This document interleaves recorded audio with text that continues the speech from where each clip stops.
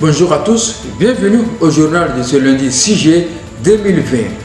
Les titres: la direction du développement et de la planification du conseil régional de Lamé a rendu visite aux jeunes bénéficiaires du projet PGDEC sur le site de formation. Des cours de préparation d'examen du BPC et du baccalauréat 2020 dispensés aux élèves des lycées et collèges d'Adzopé. La direction du développement et de la planification du conseil régional de Lamé a effectué des visites sur les sites de formation des jeunes en milieu rural dans les localités d'Agbaou, Biasso, Akupé et Yakassia-Tobro. La lutte contre le chômage des jeunes en milieu rural est l'une des priorités des actions de développement du conseil régional de Lamé et de son président, le ministre Patrick Hachi. Avec le concours de la Banque mondiale et de l'ONG Impact et Développement, un important projet d'apprentissage en milieu rural est réalisé dans diverses localités de la région de Lamé. Pour apprécier le niveau de progression des travaux effectués par les apprenants, des agents de la direction du développement et de la planification du conseil régional ont visité le jeudi 2 juillet dernier les sites de formation des jeunes en culture maraîchère dans les localités de Yakassia-Tobro, Biasso, Agbaou et Akupé. Que de prouesses réalisées par ces jeunes. En si peu de temps, les résultats de leurs travaux sur les parcelles d'expérimentation parlent d'eux-mêmes. Quelques bénéficiaires de ce projet nous livrent leurs impressions. J'ai appris beaucoup de choses ici sur le site qui peut me permettre d'aller réaliser quelque chose d'aimé. Qu'est-ce que vous avez appris? On a appris comment faire le champ de maraîcher, un peu de tout, comment faire gombo, comment faire aubergine, laitue et autres. Donc on a appris un peu de tout. Ok. Alors concrètement, comment se fait le suivi? Ceux qui viennent ici pour vous montrer tout ce que vous faites là, comment le travail se fait? Ceux qui viennent ici pour nous montrer. En tout cas, ils nous enseignent bien. Ils viennent, ils nous expliquent comment il faut faire, quelle étape miner et puis ton truc va marcher. Ils nous ont beaucoup enseigné sur ces choses-là. Quand on finit de récolter les produits, je peux dire avant de récolter, on va faire l'étude du marché pour voir un peu qu'est-ce qui manque sur le marché. Et puis après ça, on fait la récolte. On essaie de voir les femmes du marché, ceux qui peuvent prendre nos produits et puis on récolte pour aller leur donner, revendre. Et quand vous vendez, l'argent que vous obtenez de cette vente-là, qu'est-ce que vous faites de ça? L'argent, on le met dans la caisse. Et puis, je pense qu'en mettant l'argent dans la caisse, demain, ça peut nous servir. C'est pourquoi on le garde, on ne bouffe pas ça en désordre comme ça. Ça peut vous servir à faire quoi, par exemple? Ça peut nous servir à faire la même maraîchère. Demain, si nous-mêmes nous voulons faire nos propres champs, ça peut nous servir à nous installer, à faire. Je m'appelle Ossé Kivin.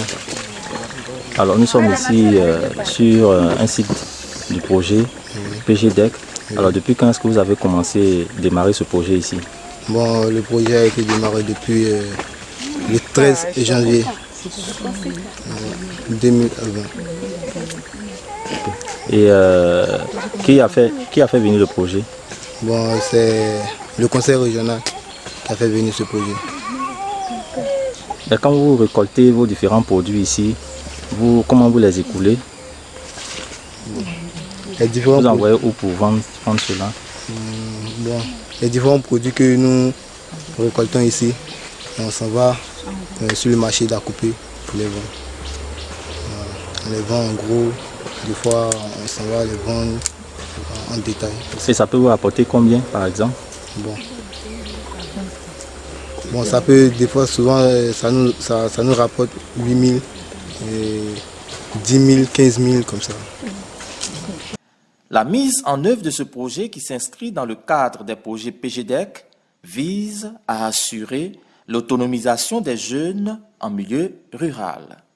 C'est bientôt les examens à grand tirage. Comment les élèves des classes de 3e et terminale les préparent-ils? La réponse dans cet élément. L'année scolaire 2019-2020 tire allègrement vers sa fin. Pendant que certains élèves se préparent pour les vacances, d'autres par contre sont encore à la tâche. Occupés par les révisions, ils se préparent à affronter les épreuves orales et écrites des examens du BEPC et du baccalauréat. Une visite dans quelques écoles de la commune d'Azopé nous a permis de nous en rendre compte. Ici, à l'école Mission Filles et Mission Garçons d'Azopé, des professeurs sont en plein cours de préparation avec leurs élèves. Compte tenu des échecs répétés des élèves et du taux de pourcentage au bac qui est vraiment maigre, c'est ainsi que nous avons décidé d'organiser ces cours de préparation en vue de mieux former nos élèves et avoir un meilleur pourcentage pour cette année scolaire. Voilà. Ces cours de préparation visent à renforcer la compétence des élèves qui vraiment été impactés quelque part par le phénomène du coronavirus. C'est la raison pour laquelle on essaie de se mobiliser afin de vraiment, les rendre plus efficaces. L'objectif est quand même de rehausser les niveaux au niveau de la région de la Mée. Pendant ces cours, nous essayons de les mettre à niveau à travers des exercices, non seulement, mais également des cours théoriques, afin qu'ils puissent avoir une idée de ce qu'on pourrait appeler, quand même, avoir une idée du baccalauréat en fait. Attentifs, ces élèves suivent les explications de leurs professeurs avec beaucoup d'intérêt, ce qu'ils apprécient d'ailleurs. Je veux approfondir, essayer de mieux comprendre ce que j'ai appris durant toute cette année scolaire. Et puis encore essayer de voir mes lacunes pour que je puisse être prêt pour affronter le bac. On essaie encore à la manière de réviser tout ce qu'on a vu en classe, en tout cas pour que nous puissions nous améliorer au niveau de la compréhension.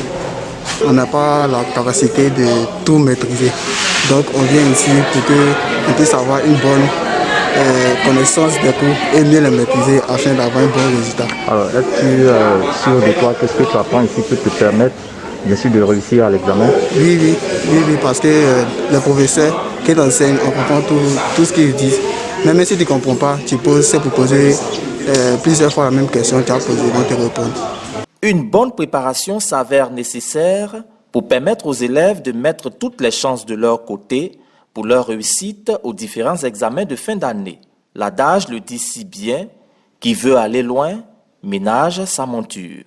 Décédé le 14 mars dernier, l'ex-directeur des affaires culturelles et du développement humain du Conseil régional de Lamé a été inhumé le samedi 4 juillet 2020 à Akupé, son village natal. Rappelé à Dieu le 14 mars dernier, Feu Hachi Adiko Julien, ex-directeur des affaires culturelles et du développement humain au Conseil régional de Lamé, a été inhumé ce samedi 4 juillet 2020 à Akupé. Parents, amis et collègues lui ont rendu un dernier hommage au siège de la région et à la cour familiale à Akupé. Ces cérémonies se sont déroulées en présence du président de la région de Lamé, le ministre Patrick Hachi, du secrétaire général de la préfecture d'Azopé, des vice-présidents du conseil régional, des conseillers régionaux, des directeurs généraux, des directeurs régionaux, des chefs de service, du personnel de la région et des associations de Lamé. C'est dans le recueillement que M. Hachi Adiko Julien a été conduit à sa dernière demeure au cimetière municipal d'Akupé. Il y laisse derrière lui une veuve et 4 enfants. C'est la fin de ce journal. Abonnez-vous à nos comptes YouTube et Facebook Région de Lamé pour vous informer sur votre région.